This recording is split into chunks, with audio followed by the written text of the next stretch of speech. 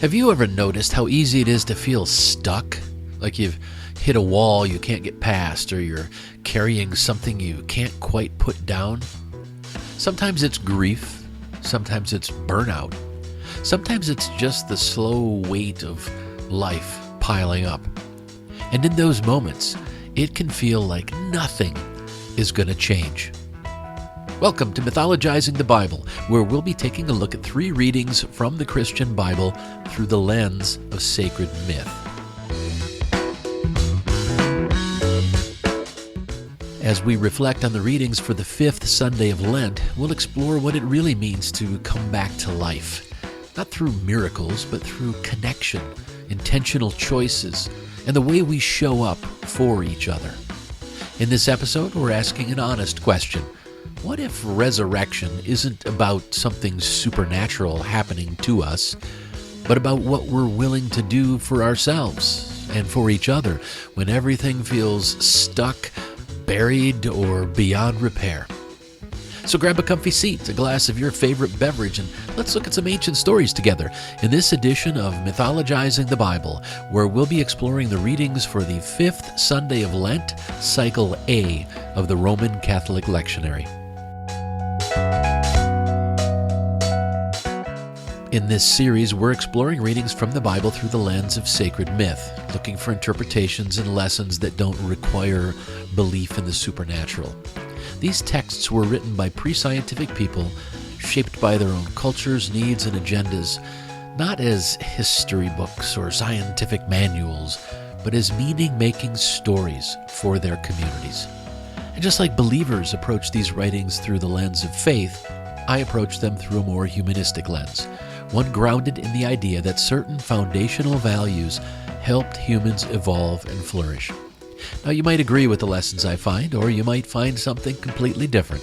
That's the beauty of treating these writings as sacred myth. We're free to negotiate with the text and discover whatever insights we need right now. So with that, let's dive in.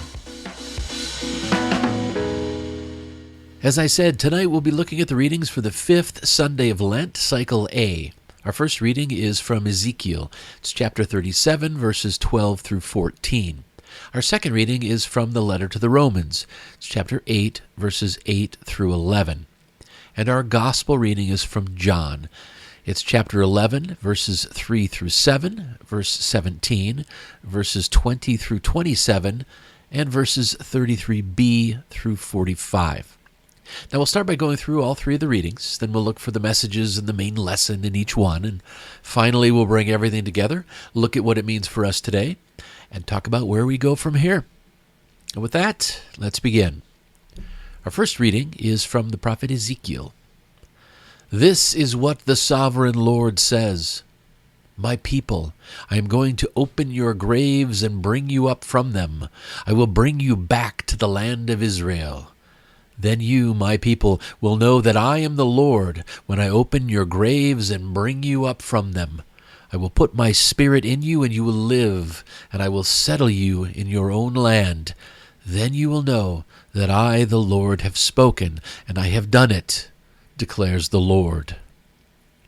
Our second reading is from Paul's letter to the Romans.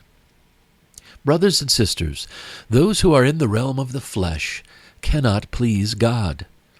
You, however, are not in the realm of the flesh, but are in the realm of the Spirit, if indeed the Spirit of God lives in you.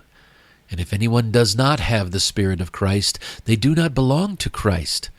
But if Christ is in you, then even though your body is subject to death because of sin, the Spirit gives life because of righteousness. And if the Spirit of him who raised Jesus from the dead is living in you, he who raised Christ from the dead will also give life to your mortal bodies because of his Spirit who lives in you. And our gospel reading is from John. The sisters of Lazarus sent word to Jesus, Lord, the one you love is sick. When he heard this, Jesus said, This sickness will not end in death. No, it is for God's glory, so that God's Son may be glorified through it. Now Jesus loved Martha and her sister and Lazarus. So when he heard that Lazarus was sick, He stayed where he was 2 more days, and then he said to his disciples, "Let us go back to Judea." On his arrival, Jesus found that Lazarus had already been in the tomb for 4 days. When Martha heard that Jesus was coming, she went out to meet him, but Mary stayed at home. "Lord," Martha said to Jesus, "if you had been here, my brother would not have died. But I know that even now God will give you whatever you ask." Jesus said to her, "Your brother will rise again." Martha answered, "I know he will rise again in the resurrection at the last day." Jesus said to her, "I am the resurrection and the life. The one who believes in me will live, even though they die, and whoever lives by believing in me will never die. Do you believe this?" "Yes, Lord," she replied. "I believe that you are the Messiah, the Son of God, who has come into the world." He was deeply moved in spirit and troubled. "Where have you laid him?" he asked. "Come and see, Lord," they replied. Jesus wept. Then the Jews said, "See how he loved him?" But some of them said, "Could not he who opened the eyes of the blind man have kept this man from dying?" Jesus, once more deeply moved, came to the tomb. It was a cave with a stone laid across the entrance. "Take away the stone," he said. "But Lord," said Martha, the sister of the dead man, "by this time there is a bad odor, for he has been there 4 days." Then Jesus said, "Did I not tell you that if you believe, you will see the glory of God?" So they took away the stone. Then Jesus looked up and said, "Father, I thank you that you have heard me. I knew that you always hear my prayers. But I said this for the benefit of the people standing here, that they may believe that you sent me." When he had said this, Jesus called in a loud voice, "Lazarus, come out!" The dead man came out, his hands and feet wrapped with strips of linen and a cloth around his face. Jesus said to them, "Unbind him and let him go." Therefore many of the Jews who had come to visit Mary and had seen what Jesus did believed in him. All right, so let's go back now and take a critical look at these readings and see what learnings and lessons we can find if we dig around just a little bit. So our first reading was from Ezekiel. And this reading comes from a passage called The Vision of Dry Bones, and it takes place in a valley of dry bones. The verses we read paint a dramatic image of life being restored from what appears completely lost. Now, stripped of its supernatural framing, it speaks to something deeply human, the power of hope to change what feels like a dead-end situation. When individuals or entire communities feel depleted, burned out, broken, or defeated, the first step toward recovery isn't action. The first step toward recovery is belief. Not blind belief, but the willingness to imagine that something better is still possible. That shift in mindset can be the spark that begins everything else. There's also a powerful metaphor here about rebirth. The idea of rising from a grave doesn't have to be taken literally to be meaningful. People experience this kind of resurrection all the time. After loss, after failure, after trauma, entire communities can go through it too. But it doesn't happen magically. It happens when people are willing to confront reality, rethink their situation, and begin again with a different perspective, a better perspective. The past may shape us, but it does not have to define what comes next. Another key insight in this imagery is that restoration doesn't happen in isolation. In the broader vision, the bones don't come back to life individually, they come together. Now, that's a reminder that resilience is rarely a solo effort. We recover, rebuild, and grow stronger through connection with friends, with family, with community. When people support each other, share resources, and work toward common goals, what at one time felt lifeless can begin to move again. Renewal becomes possible not because of a miracle, but because people believe something better is still possible, and then they choose to act together. So the main lesson I got from our first reading is that we can rebuild life and meaning together, even from our lowest moments. At its core, this passage isn't really about supernatural resurrection. It's about the human capacity to recover, to reimagine, and to rebuild. Even in moments when everything feels broken or beyond repair, people have the ability to create new meaning, to reconnect with one another, and move forward with purpose. That kind of renewal doesn't come from outside forces. It comes from within and between us. We can rebuild life and meaning together, even from our lowest moments. Our second reading was from the letter to the Romans. And this passage draws a sharp contrast between two ways of living, often described as flesh and spirit. From a human perspective, this isn't about rejecting our physical nature. It's about recognizing the difference between reactive living and intentional living. Being in the realm of the flesh, as Paul puts it, is reactive living. Being in the realm of the Spirit is intentional living. All of us have impulses. We have these physical impulses: fear, anger, selfishness, the desire for comfort at any cost. Those are natural, but they don't have to define us. The real question is whether we let those impulses drive our decisions, or whether we pause, reflect, and choose a response that aligns with our deepest values. Paul calls it having the Spirit of Christ in us. But every human being has the capacity to do this, to live intentionally, aligned with our values. And many self-proclaimed Christians today are doing just the opposite. They're allowing themselves to live reactively. They're allowing their impulses to drive their behavior. There's also an important shift here from external rule following to internal transformation. It's one thing to behave a certain way because you're told to, or because you're afraid of consequences. It's something entirely different to act out of a genuine commitment to fairness, empathy, and integrity. That kind of change isn't about compliance. It's about alignment. When people internalize their values, their actions just become more consistent. They become more thoughtful, and as people, they become more trustworthy. They aren't just reacting to the world anymore. They're actively shaping how they move through the world. The idea of life in this passage can also be understood as a kind of renewal. There are moments when people feel stuck. They feel disconnected or worn down to the point where it feels like something inside them has just sort of gone quiet. But that doesn't have to be permanent.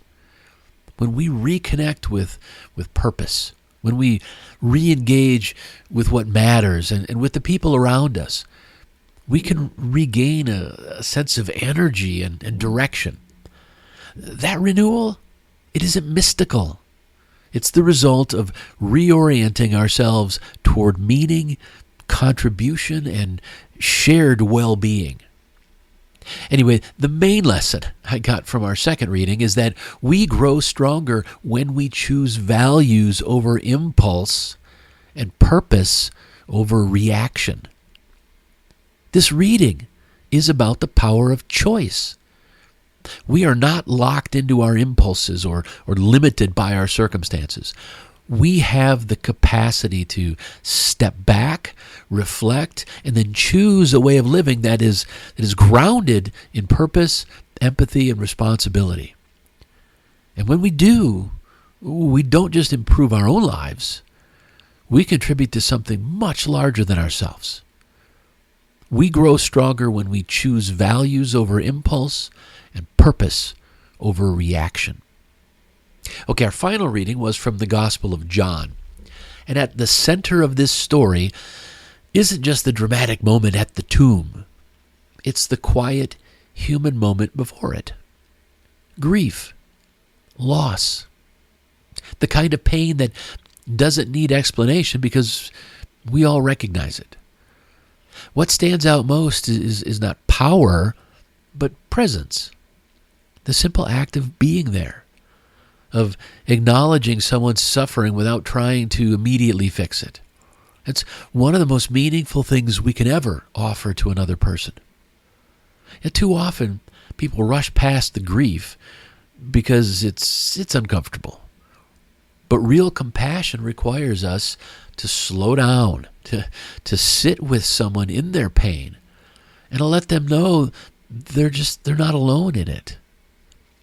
The story also reminds us that grief isn't something we're meant to carry alone.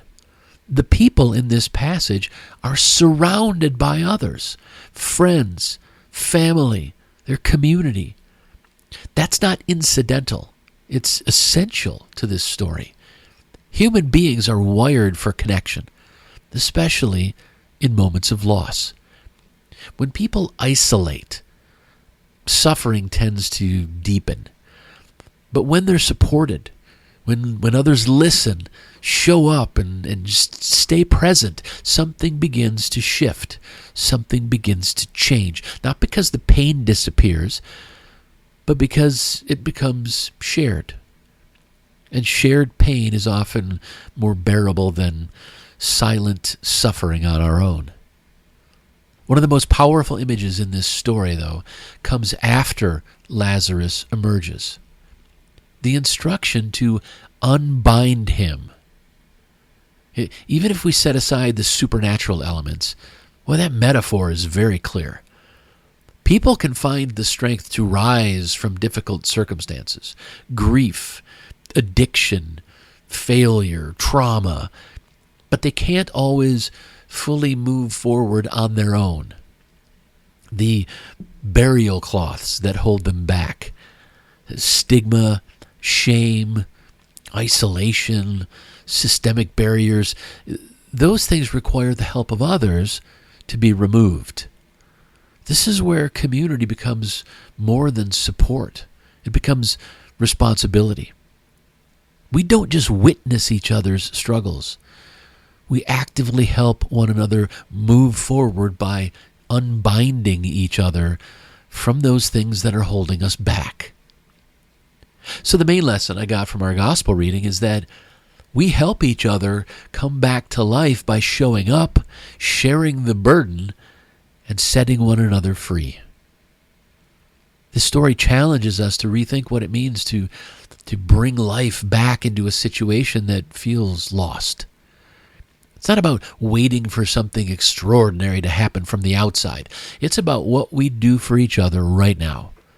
Showing up with empathy, standing together in difficult moments, and helping remove the barriers that keep people stuck.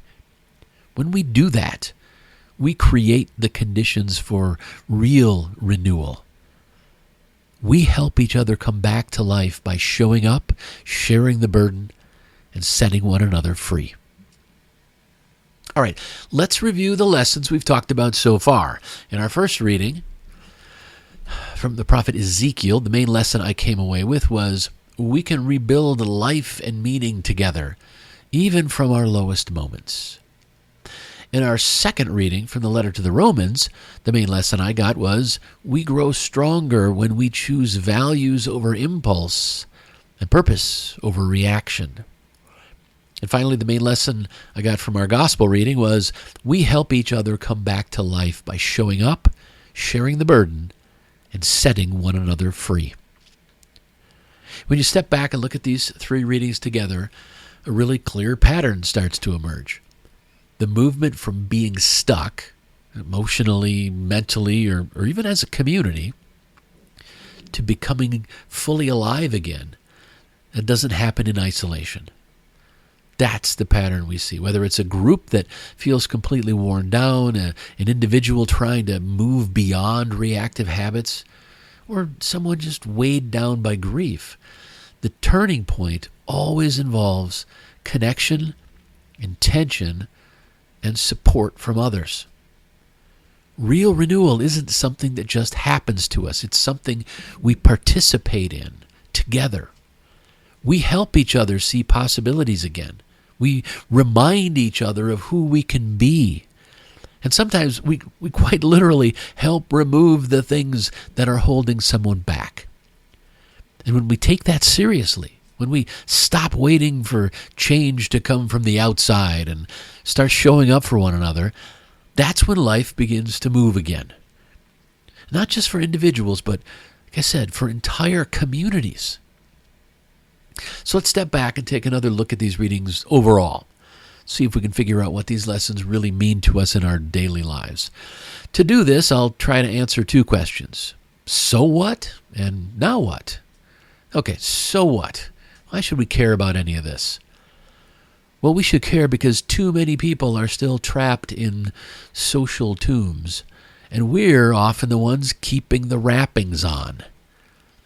It's easy to talk about valuing life in the abstract, but in practice, people are bound every day by debt, criminal records, stigma, and systems that make it nearly impossible to start over. If we're serious about human dignity, then unbinding isn't a metaphor. It's a responsibility. That means supporting second chances, removing barriers, and asking whether our policies and attitudes actually help people re-enter society or if they quietly keep them locked up. This is important because we are living in a real-world version of the Valley of Dry Bones. Climate change, collapsing ecosystems, and environmental neglect, they aren't theoretical.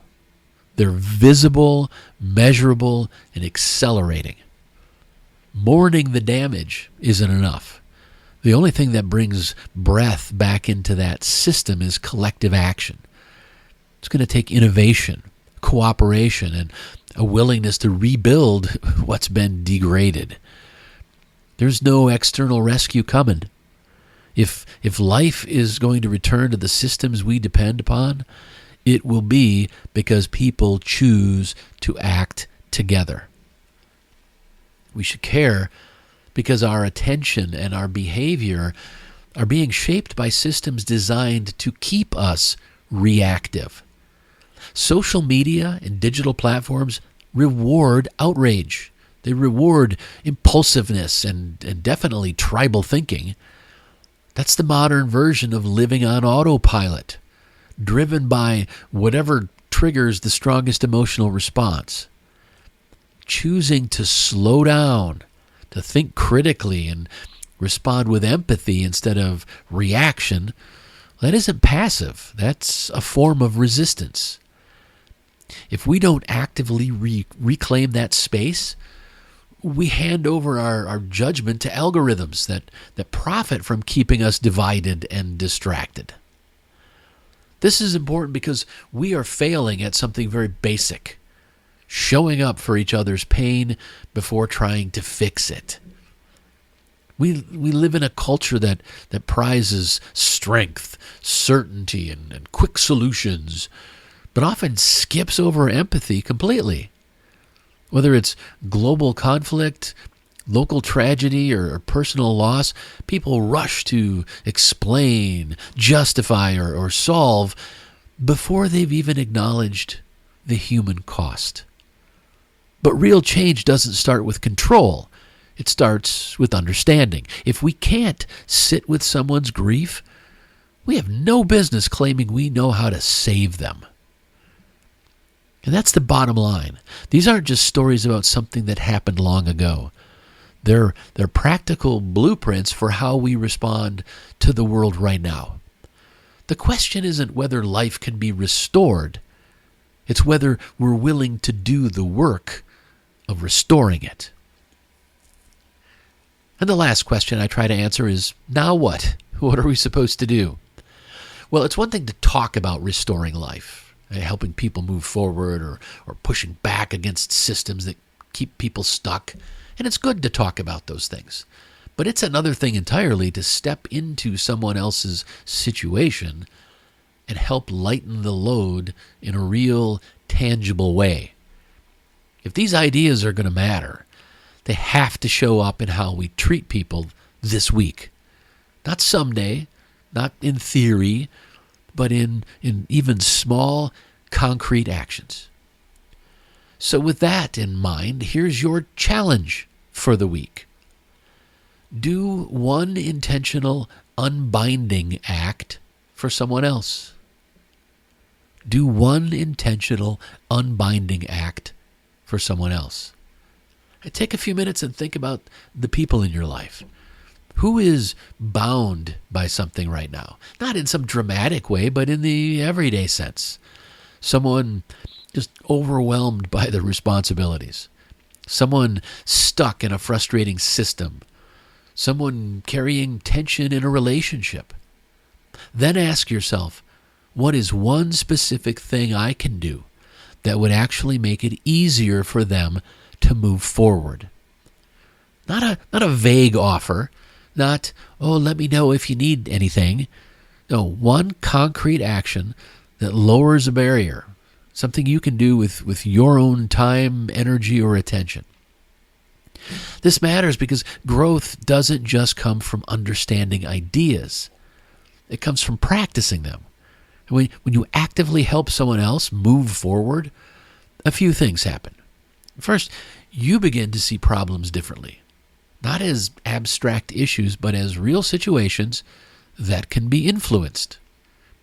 Second, your relationships deepen because people remember who showed up when it mattered. And third, and this one is easy to miss, you start to build a habit of agency in your own life. You stop waiting for things to change and you start becoming someone who helps change them.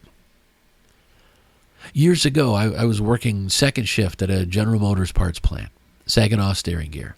I was newly hired into GM at the time, but I wasn't new to the work. I had already spent about 5 years in GM factories as a contract supervisor. So I understood working on the floor, the shop floor. I understood the people and how things actually got done.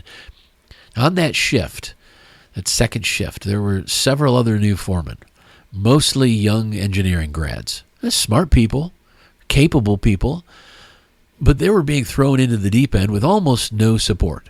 They got a couple days of basic training from labor relations, and then that was about it. The general foreman, he was decent enough, but not much of a mentor.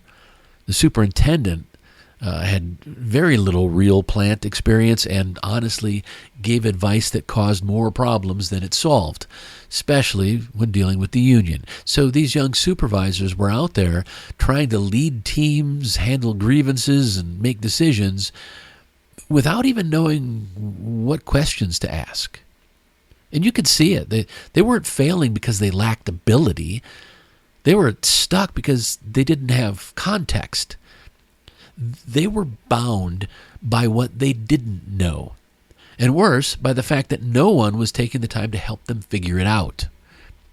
So I started stepping in. Nothing formal, no big initiative. I just made myself available.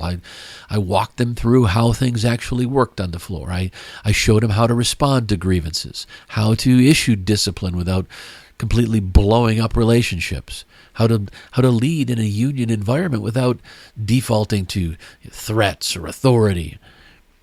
And most importantly, I was patient.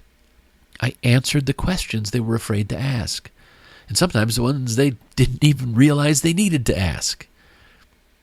Over time, you could see the shift. They got more confident. They became more capable. They started leading instead of reacting. Not because anything magical happened, but because someone took the time to remove the barriers that were holding them back. So here's the part that kind of stuck with me.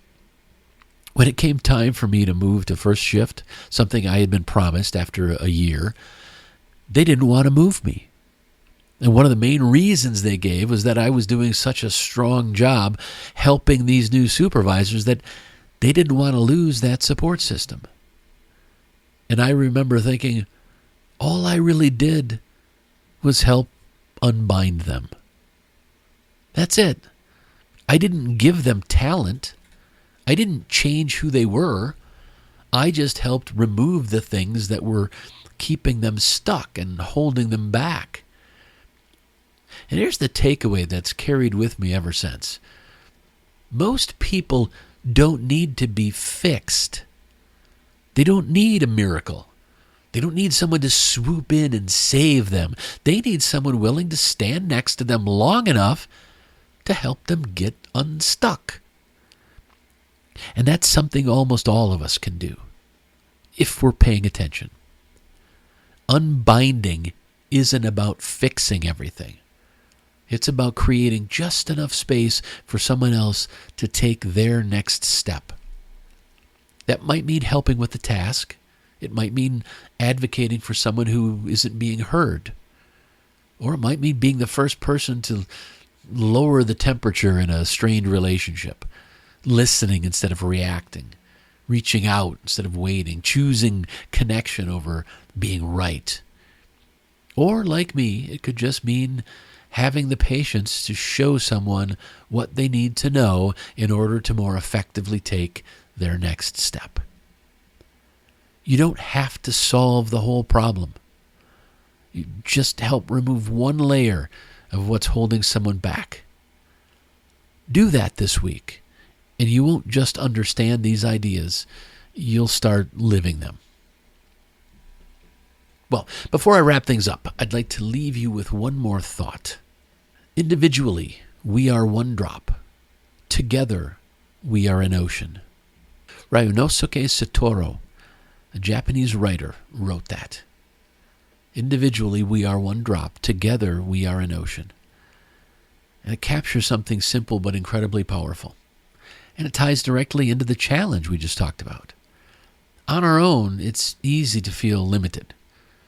One person can't fix a broken system, repair every relationship, or solve every problem someone is facing.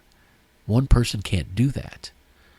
That's where people get stuck. They assume that because they can't do everything, they might as well do nothing.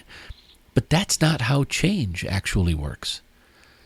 The idea behind the unbinding challenge isn't that you're going to transform someone's life overnight.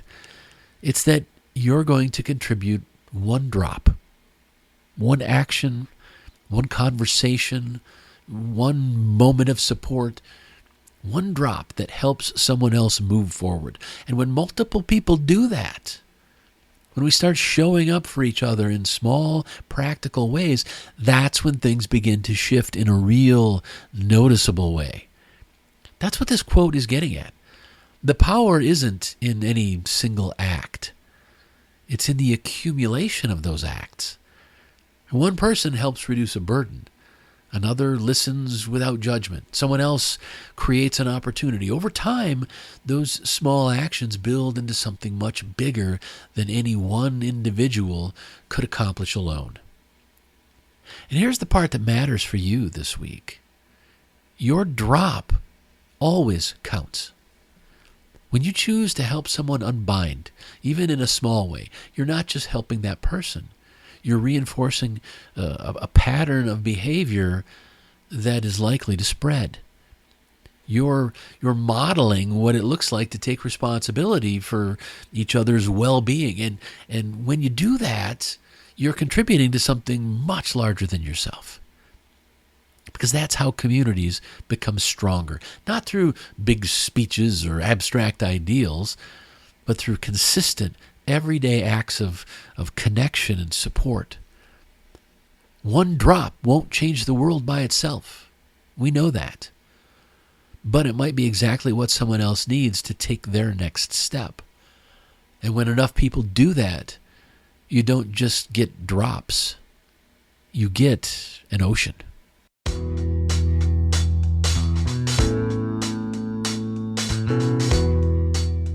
All right, we've come to the end of this episode. Thanks for joining me. I'll be back again next week. But in the meantime, I encourage you to engage with our challenge for the week and pay attention to the important lessons you come across wherever you find them. You'll create a more purposeful and joyful life, and you'll start to feel more connected to the world and the people around you.